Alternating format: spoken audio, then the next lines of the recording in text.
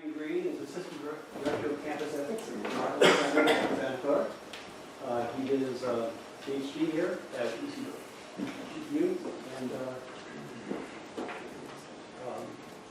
his teaching and research interests focus on the ethics of technology, existential risk, and transhumanism.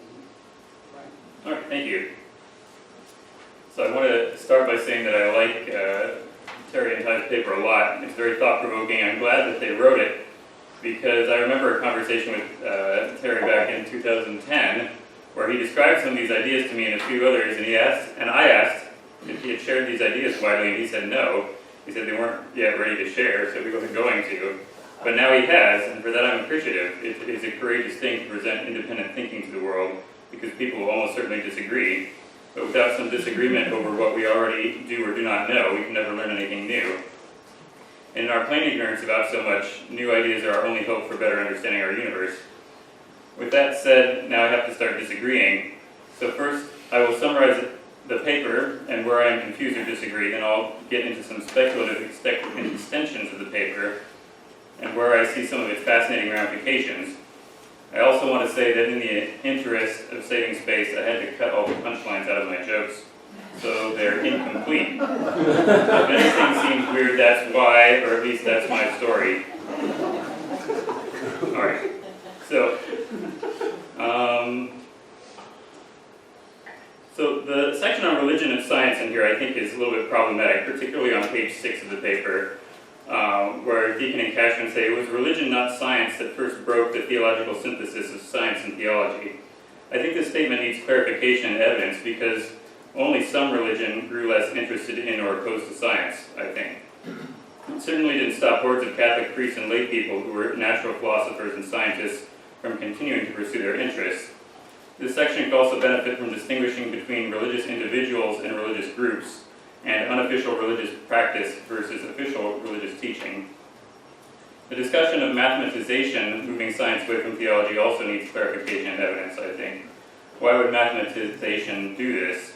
Geometry, which literally means measuring the earth, thus connecting math and empirical study, never threatened Greek religion, rather enhancing it, as was the case with Pythagoras' mystery cult. And indeed, the drive to mathematize and formulate scientific laws was often led by clerics, such as the Oxford calculators of the Merton School in the 14th century. Indeed, the medieval university relied on the trivium of logic, rhetoric, and grammar, and the quadrivium of arithmetic, geometry, astronomy, and music to prepare students for study of philosophy and theology, so it would be surely unexpected for this course of study to result in theologians rejecting math. The theological rationale embedded here might be summarized thus. A logical God, whose name is Logos, according to the Gospel of John, in the very first verse, creates a logical world which generates logical creatures in it, who can understand that logical creation from which they sprang forth, and the creator behind it. To theologians steeped in such a worldview, finding math in nature should not only not be a surprise, it should be expected. All right, I'm going to skip this section here and go on to absence. So, I think there are two kinds of absences that need to be talked about here, and there are at least two kinds. There may be multiple. Maybe there's an infinite number of absences. That might be another interesting question in and of itself. When we're talking about the causal efficacy of nothingness, or absentialism, or the efficacy of absence, I think some additional clarification could be useful. It seems to me that nothingness comes in kinds. There are at least two kinds of nothingness or absences being considered in this paper. There's a formal absence and a final absence. They're not the same thing. Formal absences are present degrees of freedom excluded. It is a nothingness of constraint, of interferences and possibilities removed. Final absence is the nothingness of as yet unrealized goals, of future goals seeking to be realized. The paper considers this distinction somewhat, but I don't think it defines it clearly. Considering formal constraints are restrictions on matter. The matter will not do certain things, it will not move in a certain way or undergo certain reactions. Formal cause integrates things by actualizing precise conditions and excluding all other conditions. For example, if prime matter is pure potency, it could be anything, and so it's nothing yet. So if you want to make this kind of Aristotelian move back to prime matter and formal cause, I think some interesting relationships show up there in relation to the system. Loss of constraint leads to things falling apart and disintegration. To be present also has two senses, a temporal sense and a spatial sense, a here and a now. Formal is more similar to the spatial presence or absence as it concerns what is or is not now, while the final cause is more similar to a temporal presence or absence as it concerns what may be or not be in the future. Final cause is not retroactive causation, as some people have accused it of being, but rather an anticipation of the future based on a stored memory of the past. If the future is too different from what is anticipated, then discord emerges, and selection leading to evolution may occur, which is something that's talked about in the book Incomplete Nature. What does it mean to say that there is more than one kind of nothingness? Does it mean that there is more than one kind of being or existence also? Could this crack an existence essence-based metaphysics wide open? Or when we speak of types of nothingness, are we merely speaking nonsense, tying our own minds in knots?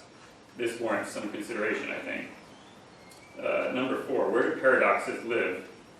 On page 2, if the nature of existence is fundamentally incomplete, then does that mean it is also doing something, fulfilling some kind of function? What is the goal? Becomes the next question. This is interesting when considered in light of the parts of this paper on paradox and the apophatic call of an incomplete universe. If the true nature of the universe is contradictory or apophatic, then maybe science, or at least some scientists, really was wrong, and theology really was right, as in the discussion of the conflict between science and religion on page 6.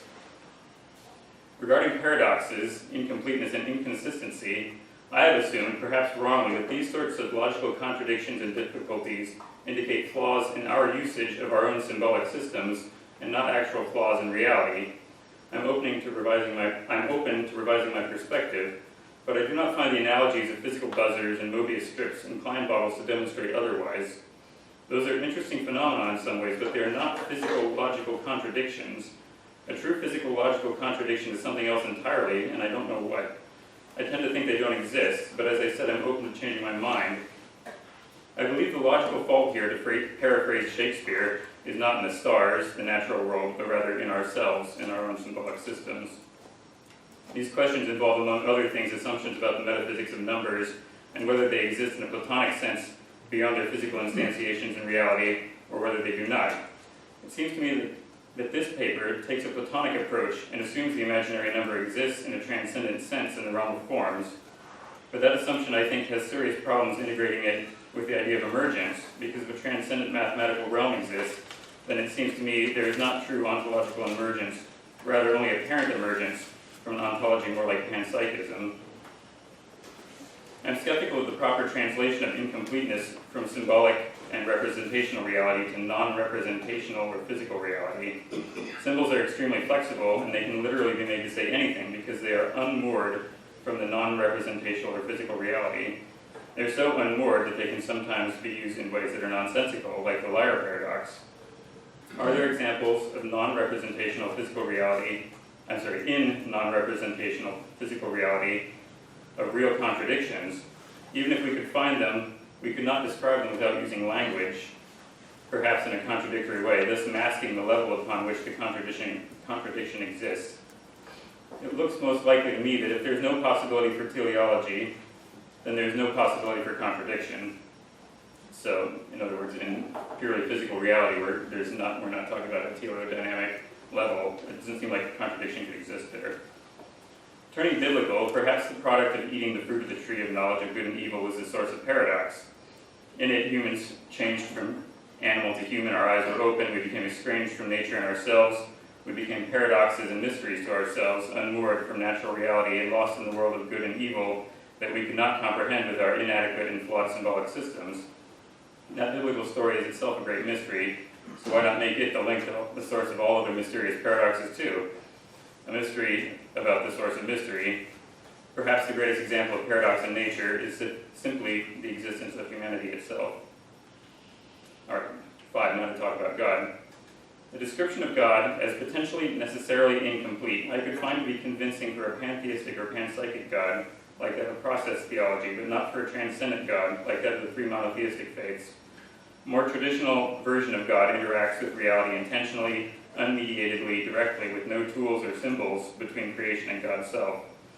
It seems to me that unless God contains contradictions, the contradictions we find in reality are of us, not of God. We may think that God is either inconsistent or incomplete according to our very tiny brains and unmoored symbolic systems. Perhaps a solution would be to more tightly moor our symbolic reality to non-symbolic reality. Then we would be less likely to confuse ourselves. I don't know how to do this. In some ways, Russell and Whitehead were trying to do this when Gödel ruined their project. Perhaps we might need an entirely new ontology in order to support these efforts, as Whitehead himself pursued. Perhaps Deacon and Cashman are on the right track even now. If God is outside of time, is pure act and has no unrealized potencies, and if paradox relies on time, then God, being outside of time, avoids paradoxes. Perhaps our lack of ability to understand God may also relate to our lack of ability to be pure being and pure act and atemporal and non-physical and so on. Our necessity for intermediates between us and other objects is a hard kind of separation. God is immediate and we are not. Our symbols get in the way, not only in language, but in our brains and biology. Primal divine nature cannot correspond to our derived conceptions of divinity. Perhaps a language capable of contradiction cannot express that which is the sacred definition of non-contradiction. If a language is capable of nonsense, perhaps it is also, in this sense, intrinsically profane. Whether this God is intrinsically contradictory or intrinsically non-contradictory, either way, this God is deeply alien to us. In this alienness and separation, two human urges tend to burst forth, and they are both found in ancient religion and in contemporary society. These two urges are for Gnosticism and Pelagianism. Gnosticism, because the alien makes us think that if only we knew more, we could relate better and so not be separated. Knowledge becomes salvation, and yet the depths of estrangement can lead to despair. Pelagianism, because we must be the ones to work to overcome this alienness, to gain this knowledge to reunite with God, or else reject God as too alien, too strange, too irrelevant, and thereby seek to become gods ourselves. As in contemporary science and technology, knowledge and work will save, and the new cult of transhumanism simply codifies this cultural movement and sacralizes it as the meaning of life. This alienness seems inescapable except for one thing. If we're Christians and we believe that Jesus is who he says he is, then God is not completely alien. God knows us not only because God made us, but also because God has been us and still is us, living in us. We cannot understand God, but if we believe in Christ, then we can be assured that God can understand us. All right, skipping ahead a little bit. If nature is intrinsically incomplete, as Deacon and Cashman assert, then if it analogizes to the incomplete natures that we already know of, it seems nature might also be doing something. If, on the other hand, nature analogizes more to Gödel's incompleteness theorem, then it can never solve for completeness or will attain contradiction. Next question is, which one is it? Deacon and Cashman have presented both options. It seems to me that the micro-level teleologies ought to add up to a cosmic teleology, which we cannot possibly understand, at least not yet. I think the ontology presented here makes more sense tuned into panpsychism rather than emergentism, but it's hard for me to tell because it seems to argue for each in different contexts. All right, now I'm going to skip ahead a little bit farther. So, I've said enough about the places where I disagree with Deacon and Cashman's paper. As I said before, it was courageous for them to present here this new, and I'm very grateful for what they've done. In fairness to their gift, I want to return the favor and say some things that are also provocative, and that so they can disagree with me too. I want to say I want to make some speculative leaps that are now possible, I think, because of Deacon and Cashman's ideas. So the first one is that humans are contradiction spreaders. If physical nature is non-representational and non-contradictory, which could be one interpretation of what's going on here, if we humans are the opposite, then as we grow in power and spread across physical reality, do we spread contradiction too? Let's run with the idea. The fruit of the tree of knowledge of good and evil is not unitary, holy non-contradiction, but dualistic, unholy contradiction. Separation, not union from and with God. Contradiction requires dualism, two things to disagree with each other, at least to some extent. Unity requires at least some type of monism. Perhaps this is why mystics cannot describe their experiences, because our symbolic systems are intrinsically dualistic, being built on the foundations of matter, yet existing in the realm of meaning. Direct meaning beyond matter is, then, perfectly inexplicable by nature. In order to not spread this dualistic potency for nonsense and contradiction, then what must we do?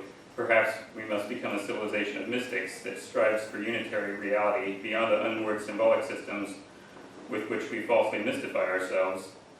And just to make it harder, this shared mysticism being grounded beyond language is also somewhat unteachable. So number 2, artificial intelligence. Building on the idea that life requires constraints, and therefore the evolution of life requires the evolution of constraints, we might note that some people are attempting to drive this evolution intentionally. Ultimately, maintaining not only the constraints for life, thought, society, and so on, will require resources that humans cannot handle. The necessary bureaucratic apparatus would consume all human life. It would be good if we could turn it over to an artificial intelligence. This AI could serve to maintain constraints, assiduously organizing society, researching the extension and enhancement of human life and thought. It would exercise power over power, a second-order power, a type of control which humans are demonstrably poor at. Yet this would also relinquish much freedom to the AI. If the universe is causally open and time exists to negotiate freedom, then this relinquishment of control to an AI might be deeply immoral, a poke in the eye of the universe. You want to say you want to do this, but I want to do something else. Additionally, this AI would be dead matter and still contradiction prone at that. There might be problems it still cannot solve, and glitches might introduce worse fates than we would imagine. Number 3, time as the working out of a simulation. These insoluble, incomputable problems for any AI we might construct might be of additional interest to us regarding the nature of reality. If, as Deakin and Cashman propose, time exists in order to resolve paradoxes, then perhaps time is the experience of a computational system working out some kind of very large and very complex problem. Reality then would be incomplete because the problem has not yet been solved. But when it is solved, will that universalize contradiction, or will it eliminate it forever? For we seem to have two vying forces at work, one of contradiction and one of non-contradiction. Which is more real? Which will ultimately prove the more powerful and the more true? If we're living in a computer simulation, computing a very complex problem of ironing out paradoxes or wrinkles in the fabric of reality, then we need to be prepared for the program to fail, just as whenever I iron something, whenever one wrinkle is ironed out, another new wrinkle appears. But perhaps the promise of a perfectly flat or perfectly wrinkled cloth should intrigue us. What are we aiming for in this incomplete universe? Contradiction or non-contradiction? What are we doing today to forward the purpose of the universe? As Deakin and Cashman described, time is the constant flicker of dimensional reversal, attempting to compute reality in the midst of contradiction. This flickering due to contradiction generates time and allows true freedom, and evolution has made one creature freer than the others, humankind, as we now drive technological emergence before us. Perhaps we are now computing the answer, not reality external to us, or maybe both of us are together.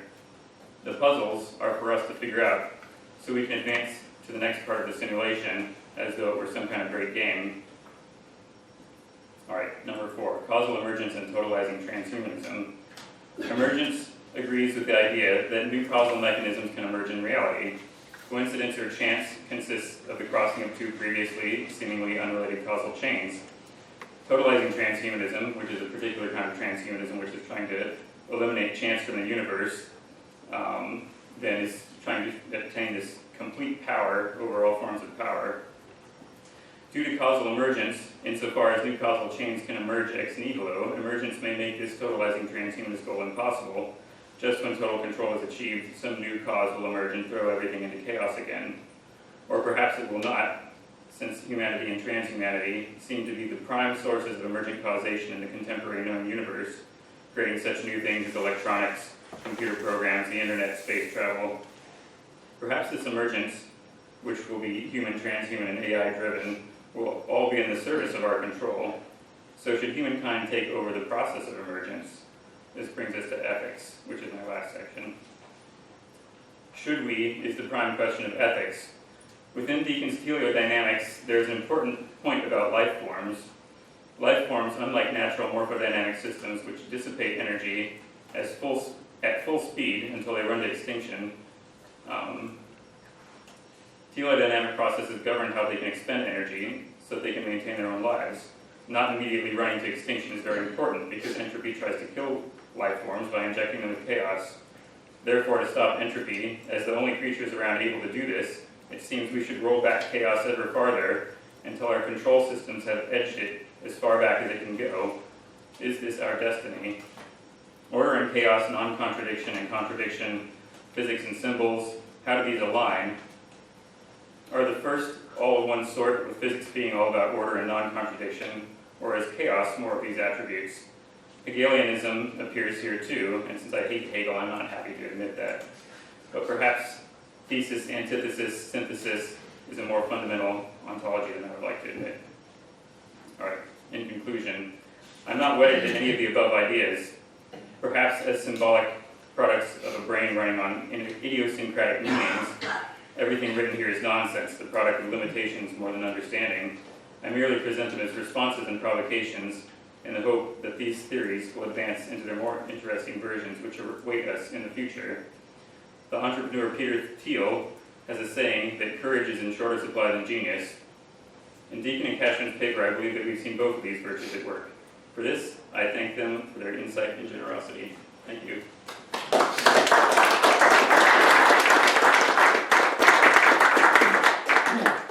Gary, do you want to offer response? So much.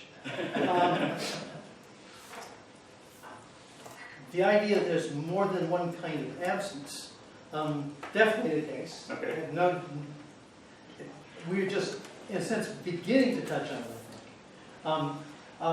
I'm always wary when people confuse absence with nothingness. Okay. Because that's exactly what I don't want to include. Okay. Nor do I want to confuse potential with possibility. For a couple of reasons. Absence is always with respect to something. Mm-hmm. Something missing. That's what subtraction is about in mathematics.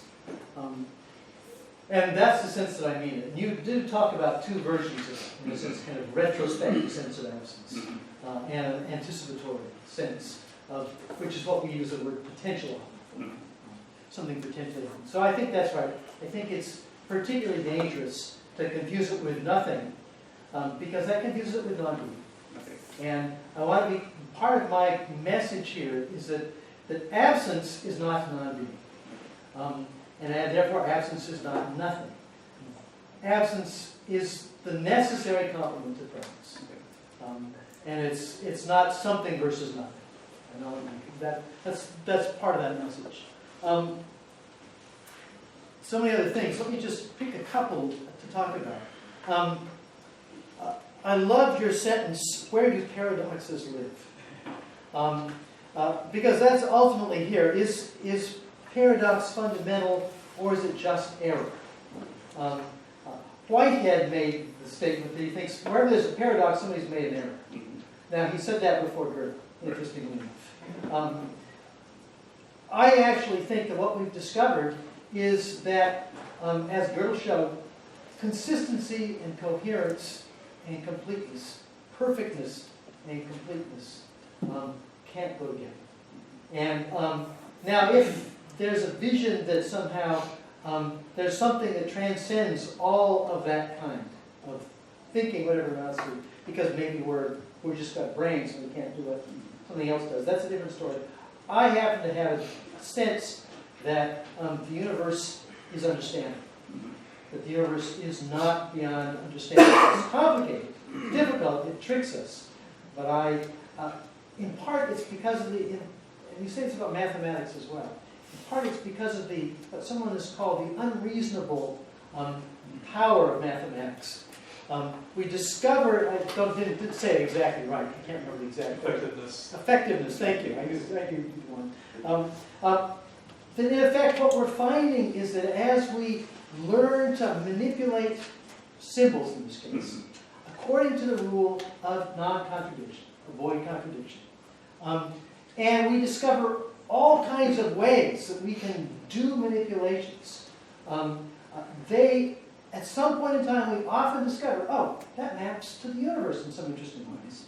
And so that's what gives me the suspicion that some of these really deep features of the very nature of mathematics should also have a correspondence in the middle. We just haven't found it. So my attempt here was to look for this. Right.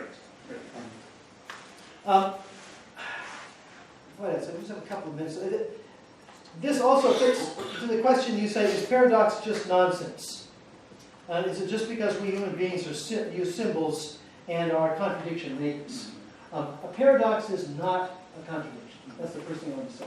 A contradiction is where A and not A means not A. The paradox says you can't resolve whether it's A or not A. That's a difference than a contradiction. And I see, in a sense, a higher order. It's a contradiction that, in a sense, contradicts itself, maybe you would say, in an interesting way. So I don't think it's nonsense. I think there's a limited view of it that says contradictions are nonsense. Contradictions are making a mistake. If I see a contradiction in my mathematics, there's an error somewhere. If I see a paradox, it doesn't mean there's an error in mathematics. And I think that's another take-home lesson from Greer.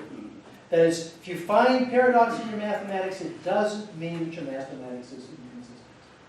If there's an inconsistency, that is an error of excluded middle. I'll say one last thing, and there's so many other things we could go on, but this is about AI. There's a couple of sort of mythology, a lot of mythology about AI out there. I'm not going to go into all of that. But there's this worry, and Elon Musk has become associated with this, that is the moral AI versus the immoral AI. The problem with computation is that it doesn't do well with paradox. It's set up around avoid contradiction. I think the best story about AI comes from Jewish mythology about the golem. The golem is, in effect, given life, given animation, not given reason and discernment, but given rules to behave. This is what you must achieve. This is the goal. And the golem rigidly adheres to those rules. The problem is the golem ends up wrecking the society, according to this story. And I think that's the AI problem. I think the AI problem is if we're building AI, we cannot escape the golem problem. And so will there be wise AI? Only if it has a self.